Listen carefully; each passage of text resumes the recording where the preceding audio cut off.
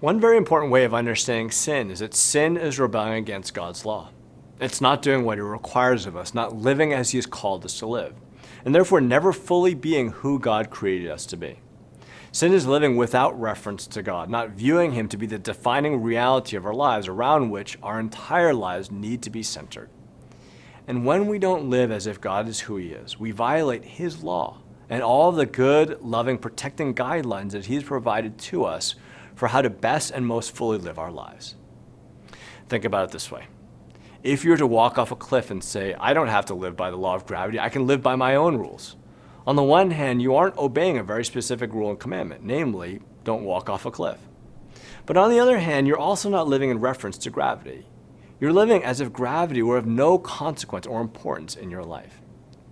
You would never say the laws of gravity are just so arbitrary, it just seems so unreasonable that I have to obey them.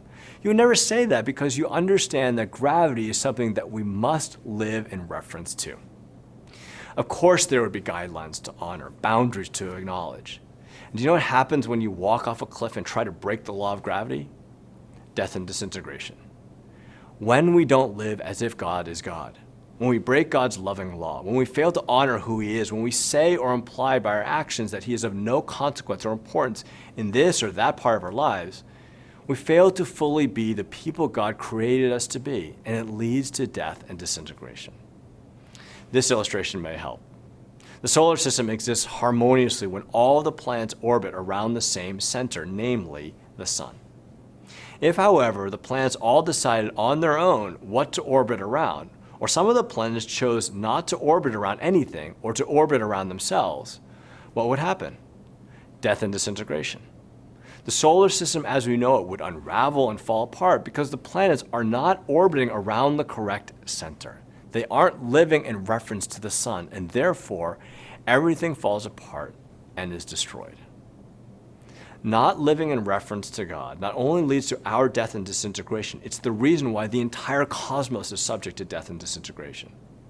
God created Adam and Eve to be the centerpiece and the pinnacle of creation.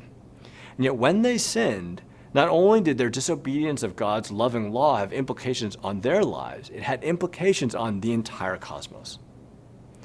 Paul writes that the wages of sin is death. Sin leads to death.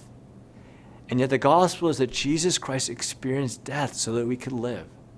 In some ways, He was disintegrated on the cross, spiritually torn apart, so that we could be made whole. He died for our sin so that we could be made alive. He experienced death and disintegration.